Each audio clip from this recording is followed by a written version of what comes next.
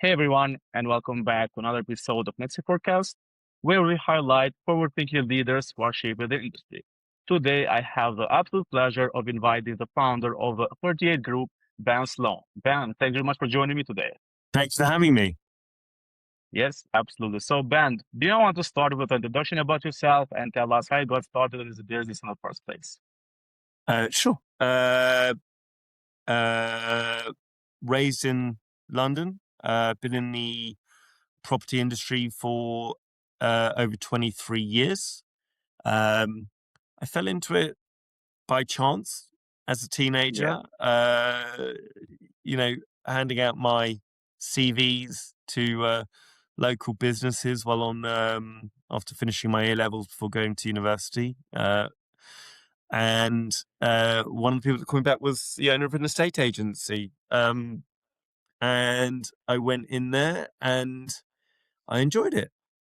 I worked there for a while, and every summer during my university break, I'd go back and work again, and then go back to university.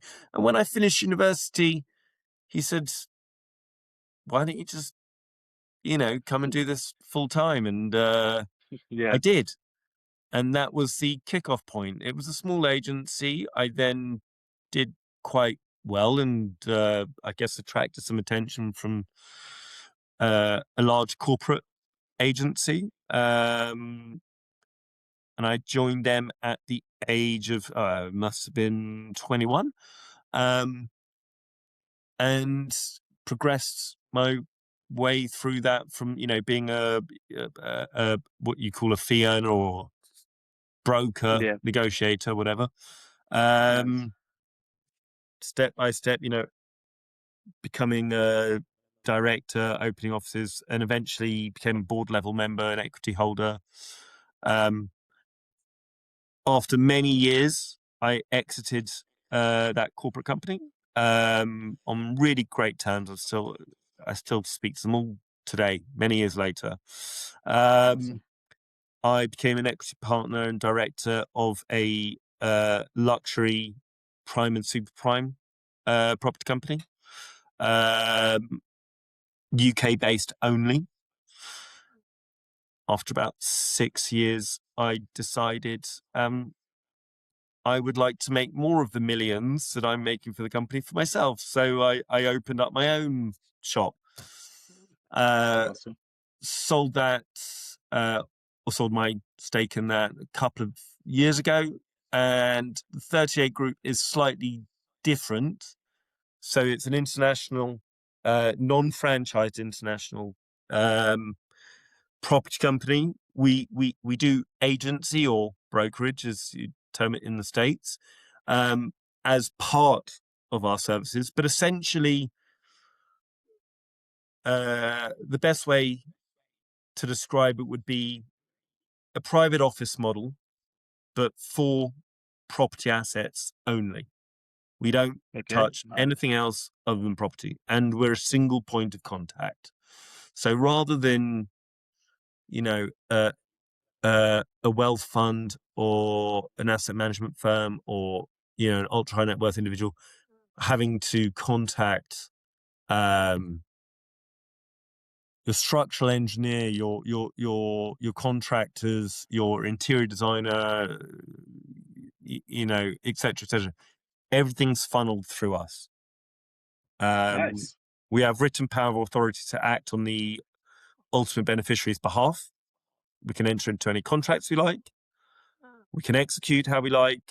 Ultimate trust lies with us. Yeah. And it allows the UB to be extremely passive. Or if they want to be involved, they can be. Yeah.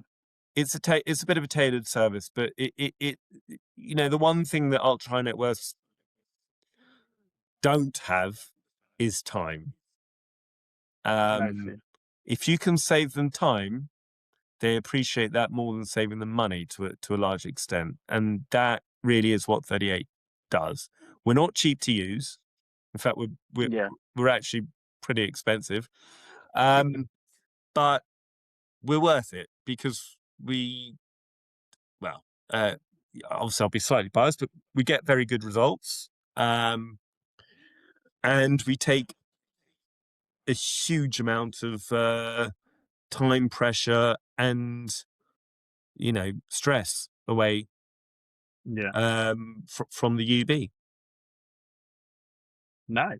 Sounds awesome. Like I can see like you have like a huge experience behind you, and like all of those are like paying back more on your own company. Now, being in this industry for a long time, what are some I can say lessons that you learned on your past experience that are helping you, operate better on the 38 group now? Oh, wow. Okay, so past experiences over 20, almost 24 years. That's a lot. It's a lot. So I'm trying to think of the best ones so this doesn't go on for 3 hours. The- Look, there are a huge amount. Yeah. For anybody in the industry who is either new to it or feels maybe they've got imposter syndrome or they want to know how to take that next step and be in the room with, you know, real global power players and not feel inferior, I guess, Yeah. say. Yeah. It, the one thing I'd say is I talk to my clients in the same way I talk to my friends. I Yeah. dress the way my clients dress. I don't dress like a butler with a suit and tie because they don't. If they do, I will. Fine.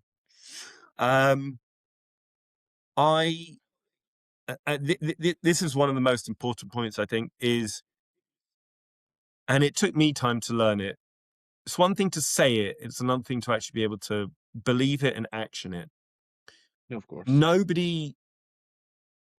Nobody goes to see their doctor and says, "Doctor, this is what's wrong with me. I don't need you to diagnose me. This is what's wrong with me, and this is the treatment I'd like." Of course. Nobody goes to their lawyer and says, "Right, these are the legal foundations I'd like to take action Hmm. against." The Yeah. doctor tells you what's wrong with you, and the lawyer tells you what case you should fight. I don't 100%. really care. That's a bit. I don't mean it in a rude way. Listen, a, a, a, a number of our clients are amongst the richest in the world, and a number of them are amongst the most famous in the world. That's fantastic. They're titans of their industry. But Yeah. when it comes to property, I'm the expert. I play the lawyer. I play the doctor. Yeah. You, I will tell you how to do this and how we're going to do this. And it's really important to play that role because and it's not really playing a role. It's really important to believe that as well, because otherwise Yeah. it's, you know, a lot of these people don't mean to be, but they're domineering and they, if you're subservient to them or play the role of subservience, firstly, they they find it harder to respect you, which means they find it harder to trust you. And they certainly don't Yeah. consider you an expert if you're subservient to them and you're taking their instructions. No expert would take an instructions from a layperson. So if you're playing the role of an expert and you're playing if your role is to be the expert and you're trying to gain trust and respect, well, then you meet them on an equal playing field, Yeah. and don't be dominated by them. So that's that. If I had to pick one piece of advice to give, that would be it. Um, the other thing is, I would say, if you wanted a little bit more, Hmm. and it took me a few years to learn as well. Everybody likes talking about prime and super prime property and the you know, ultra lux or big tickets and things like that. Listen, that's absolutely fine, and we operate largely in that space. But I run a mantra: if it makes money, it makes sense. Um, Yeah. and on top, so don't just. There are certain companies that won't deal with properties below certain price points. In theory, that's fine. But prime and super prime and ultra lux is a very, very, very micro market with everybody trying to get into it. So you're losing a lot of revenue. You're leaving a lot of money on the table by only looking at that. Now, obviously, it needs to align with your brand. You don't want to dilute your brand value by taking on rubbish. But Yeah. I'll add to that because it's important because the two go hand in hand. If you think for 1 second that your client who has multiple assets, not just property, you know, did they only own that 50 million pound house or that $70 million Manhattan penthouse? You're completely wrong. I assure you that they have a range of, just taking the property assets of all price ranges. And I learned quite early on, I was dealing with a client and he had two fantastic houses. And he turned around to me one day and said, "Oh, listen, I've got these two one-bed apartments. They're coming up. Can you sort those out too?" And I said, "Oh, it's not really our market." And he turned around to me and he said, he's very large in the media industry. He turned around to me and said, Mhm. "Listen, you don't just get the good stuff. You either take it all or take none of it." And it was a real Yeah. wake-up call for me. And that's, I guess, 38 Group ties into that. It's a fully rounded service. Um, you know, if a property is absolutely rubbish, we're not going to ruin our reputation by taking it on. No, but Absolutely. we we're not we don't have a set price point we operate in. It tends to fall into the upper levels, but if it's a best in class one bed apartment and it looks great and it's £1 million, what's the problem? You know, Yeah. um, if considering the fees we charge as well, and it doesn't dilute the brand because it's a lovely apartment. Yeah. And the client's happy because you've serviced everything. So, yeah, those are the. I'm trying to summarize 24 years worth of experience, and Yeah. but those are the two things I'd say are really, really important. And be ahead of the curve on legislation. Yeah. That's really, really key. If you want to be seen as an expert and you want to be really taken as an expert, know more than your competitors in more Yeah. detail and faster, and be able to advise better. That immediately shows your worth. Yeah. Yeah. This is like a great sum of all this experience, like wrap up. So yeah, it's nice. And like being in this industry for so long, what are like the biggest shifts you've seen in the market over the past 5 years, or also maybe right now? Um, Biggest shifts. Yeah, like client behavior, pricing, demand, or maybe deal structure, this kind of things. th- okay, that again, there are a lot. There are a lot. Firstly, I mean, bear in mind, as I said, we operate globally, but for the purposes of this example, I'll stick to the UK because it's a good example of this. Yeah, sure. Um, for various different reasons, including Brexit, construction costs have gone up massively. Hmm. So a developer, they're, either they've needed to increase their sale costs of their units to offset the Yeah, increased construction costs, or their profit margin has gone down. That's a shift, in my opinion. yeah, I'm not going to name check any developers on this, absolutely. but I spoke to one of the largest in the world um, a matter of weeks ago. Yeah, Well, actually, no, a matter of months ago now, because it was just after the UK budget was announced. And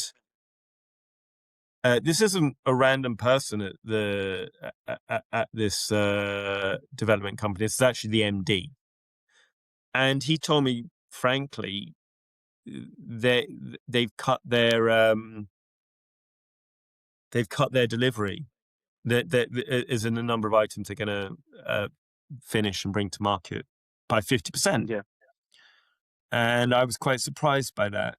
I mean, they really are one of the biggest in the world. Believe me, you know their name. And I asked why, and he said the math doesn't add up. It just doesn't stack at the moment, Mm. with tax implications, plus the construction costs, plus I don't know if it's a term used in the States and overseas, but it's a well-known term here, cost of living crisis, which Yeah. means that, if you're delivering smaller units that typically go to first-time buyers or maybe second-time buyers, they have less capital available to them to spend, which means they're more reticent to buy a new home. They might stick out where they are and put up with it. So they've cut their delivery in half. So that's a shift on the new development side. Another shift that I think the industry, whatever part of it you play, is seeing is functionality Okay. is becoming far, far more important, almost as important as location and finish. And actually, some would argue more important already than finish.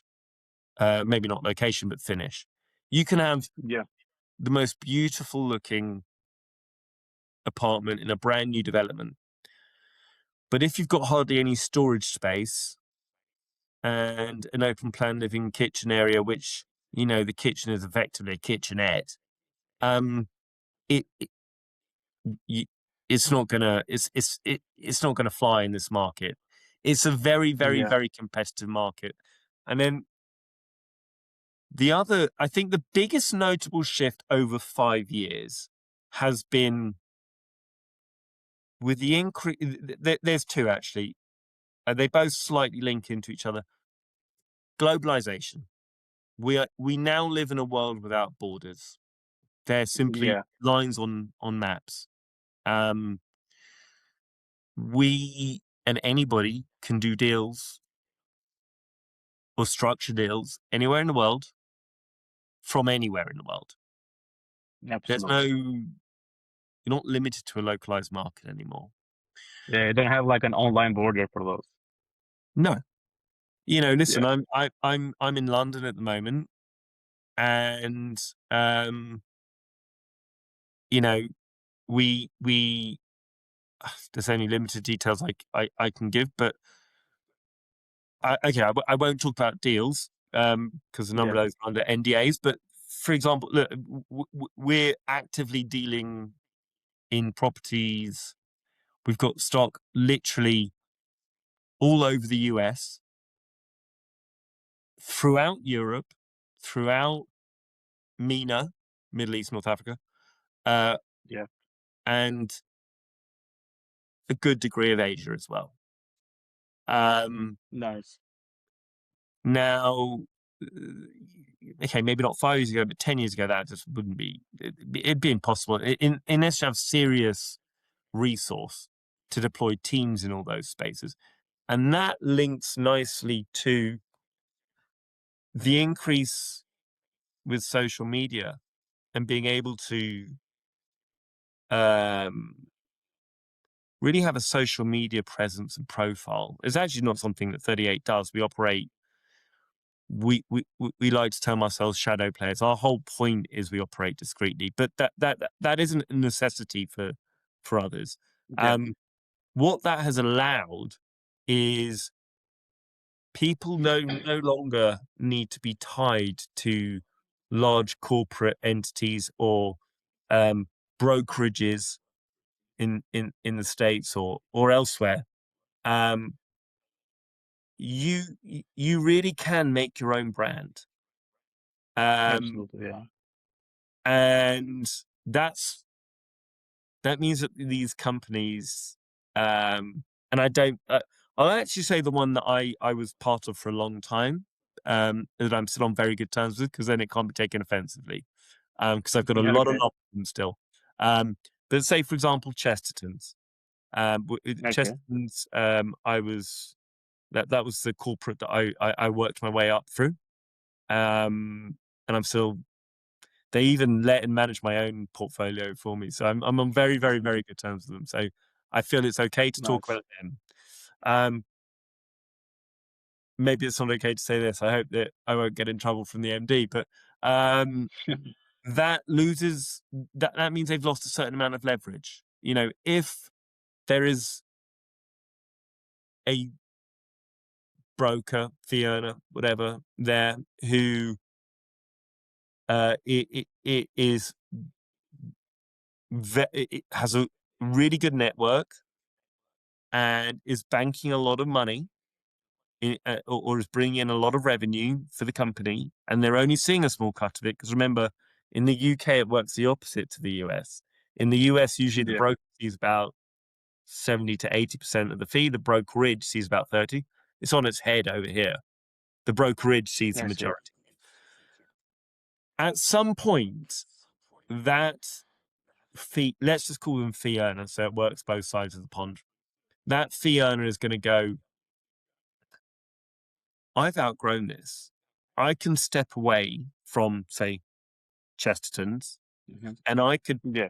even if I do 30% of the business that I'm doing for Chesterton's, I'm going to be making more money on my own. Yeah. And at some point, because of the advent and the complete integration of social media and social media personalities and profiles, you can outgrow the brand. And if people, there comes a point where the company stops platforming you and you're actually platforming the company or the Yeah. brokerage, Yeah. whatever I you want to agree. call it. And when that happens in nowadays, oh, now then you can just leave and set up your own shop. And that, again, that's not something that could have happened 5 years ago. Yeah, I fully agree. I think things have changed like overall, and I can say all the sectors, all the industries, so because of these like online borders, which doesn't exist anymore. Because in the past, on all in the industries, like all the people were like limited to only like local service providers, and maybe they had to pay for the biggest ones just to get the best because they couldn't find anything cheaper, but maybe the best one. But now, with this online world, I also think that it's like way more effective, productive, and easier to also network with people, find new people, work with new people on all the sectors, I say. And as we are talking about, online and tech, how much do you think tech has affected, your industry? And I'm not talking about only the online presence, which is like, Facebook websites, but overall using platforms instead of doing manual writing, or maybe instead of, getting with a client to see the property live, they can just see it maybe on the website, do a VR video, all this kind of stuff. How much do you think have affected in a good way or maybe also in a bad way your day-to-day work? It's a really good question. It certainly affected it. It depends what point of the market you operate in. Yeah, So, look, the blunt reality is front facing, as in client interacting. absolutely. Um, in the prime and super prime space, you're relatively irreplaceable. They don't want to deal with AI. These people want to deal with people. Yeah, absolutely. Yeah. So that job's pretty protected. Yeah. Lower down the price points, if you deal in the core market and whatever, it's churn and burn, if you like, to use a colloquial expression. And you then need to find a point where you need to find something that makes you irreplaceable, which is hard. Yeah. Um, th- so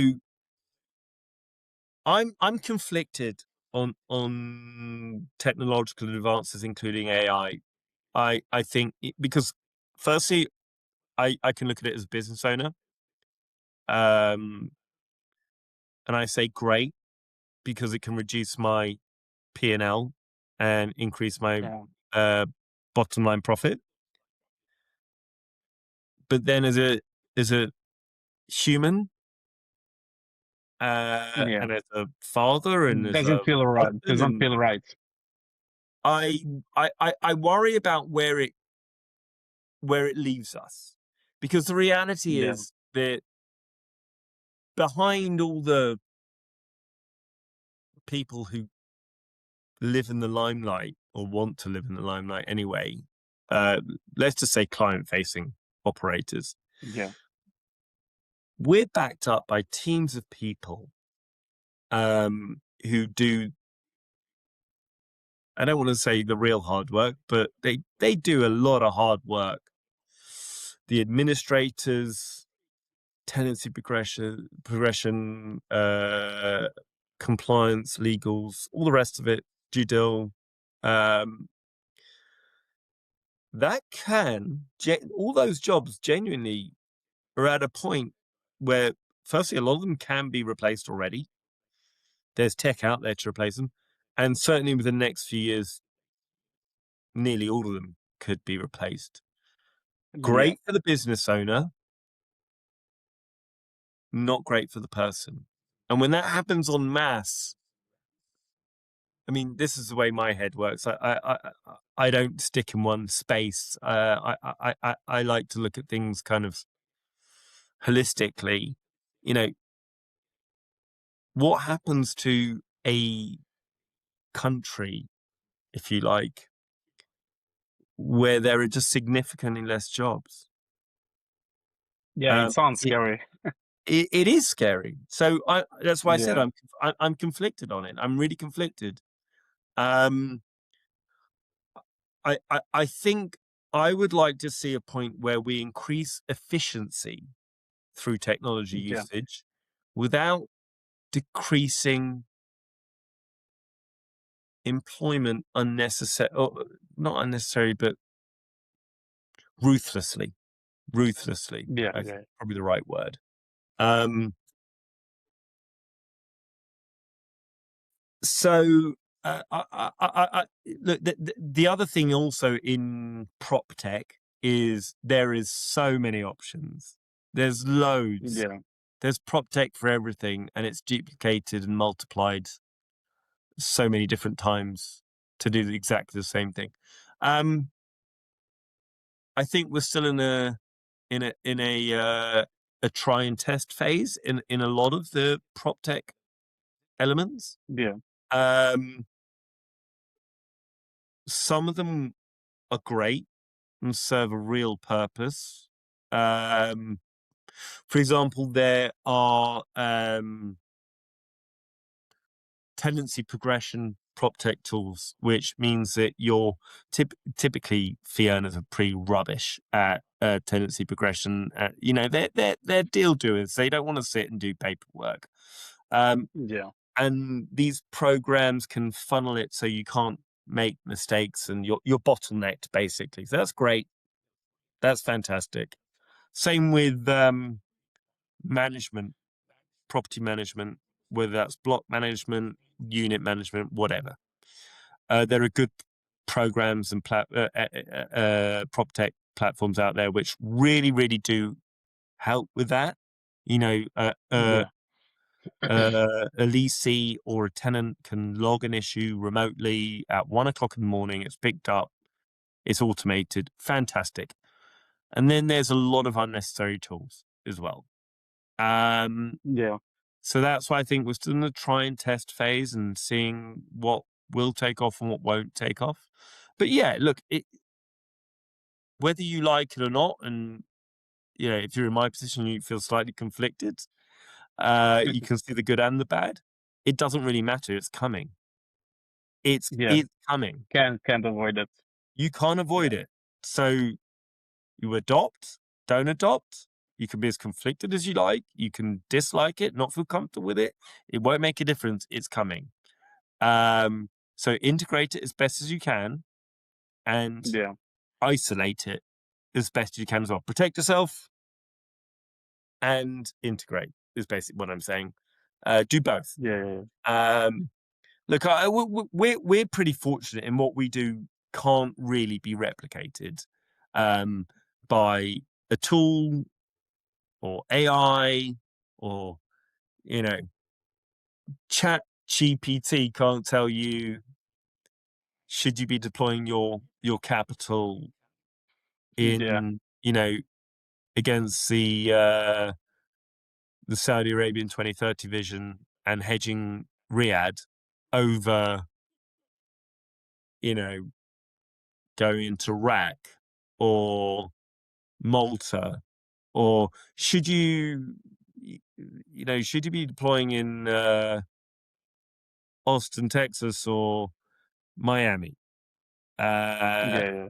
you know, you really need expert advice for that. Um, and also it gets things wrong still.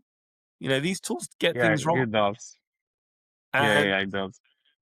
they do. Look, it's great if you want to say, uh, you know, completely something non-property related, but if you want to get onto an AI tool, let's just, for sake of continuity, let's say Chat GPT and say, oh, can you recommend a, good series to watch tonight, that is a thriller or something? It'll give you a good Yeah. rundown. That's great. When you're talking about things that are worth millions of pounds, dollars, whatever currency, um, you can't take those risks. The top Yeah. 5 films it No might one recommend does. to me might not be the Yeah. best, but that's okay because I might pick the wrong film and it's a rubbish movie and I turn it off. If I buy a bad investment, it's just logistically misplaced and doesn't sit and Yeah. align with my greater portfolio.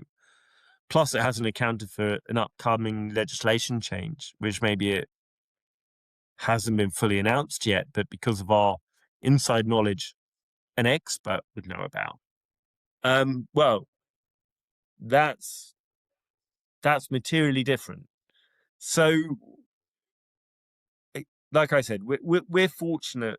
If you can really be an expert in a space, I think that you're very well protected against those undeniable upcoming, if not already here, Yeah. changes and use of technology.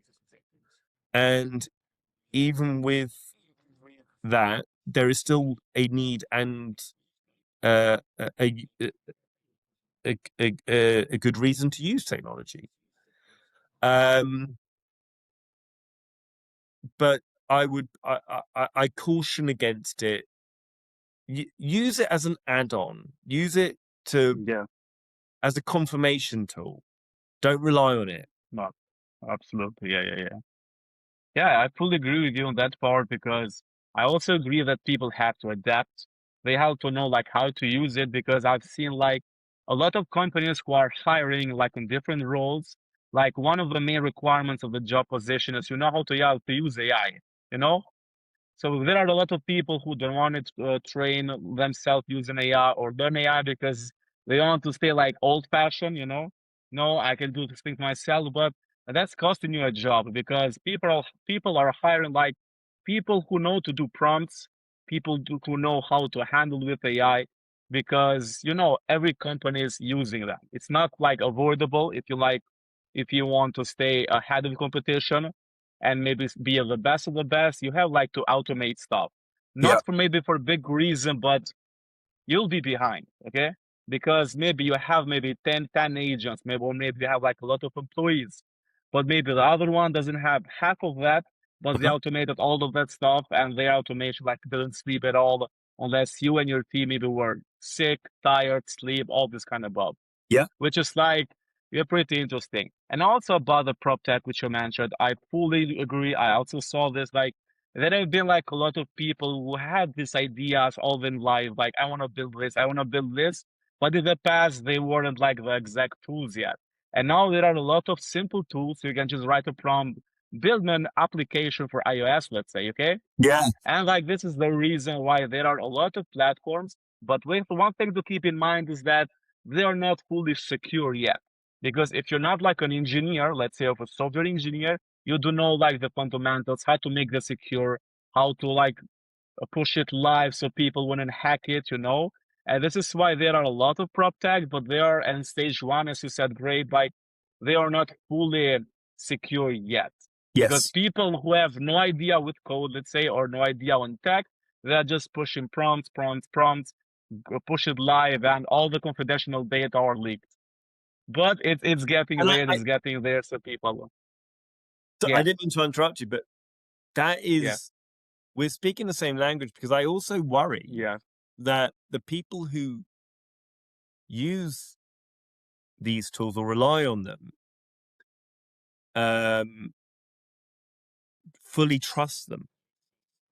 yeah, And absolutely, because it's an AI tool and it's advanced, whatever, you take it as gospel and you run with it. yeah, And they don't understand that actually, no, we're not. Look, that's in 10 years, maybe less. I don't know. yeah, That's subjective, but that's 5 years, 10 years. Yes, fine. Then maybe it is expert and it doesn't make mistakes. We're not at that stage yet. And the problem is that for most people, uh, maybe anybody, you don't know what you don't know. Um, yeah, and I think as well, as people get older, certainly business owners, yeah, um, and the acceleration of technology over the last, let's just say, decade has been so fast. If you look at estate agency or real estate, uh, in the States, whatever term you want to use, um, yeah, it pretty much stayed exactly the same for over a century. If you were doing a deal, if you were an estate agent in the early 2000s, it was you could transport an estate agent, you could time travel them from 1920 or 1910 and put them into 2010, right? And yeah, they'd pretty much be able to get along, to be honest with you. yeah, They'd be very similar. Um, the acceleration in technology over the last, actually probably less than a decade, but let's just, let's say 5 years, has been so rapid. And you have amazing legacy companies. I'm not going to name anybody or any company.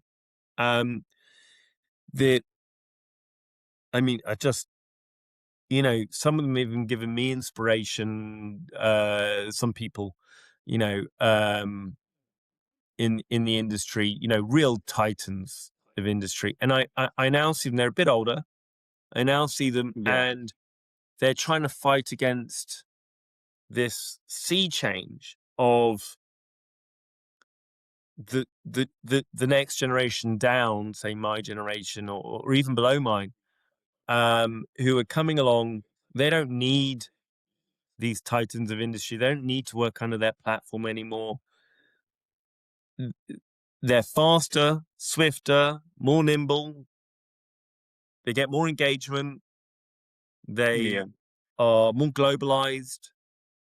It no longer suffices to be an expert in one micro market, because there are now 30 experts alongside you, or experts. But that's part of the problem, right? Because you can't tell on social media who really is and who yeah. isn't. On LinkedIn, everyone Or is LinkedIn, an expert. Yeah, anybody can say anything. yeah, Um, and I see these people, and these are people I have great respect for. And I see the worry that they feel they're getting left behind, and they know they need to adapt and adopt, but they actually don't know where to start. So they just use yeah, everything. They use everything. And then they take, like Yeah. I said, they take it as gospel. And then you start making mistakes.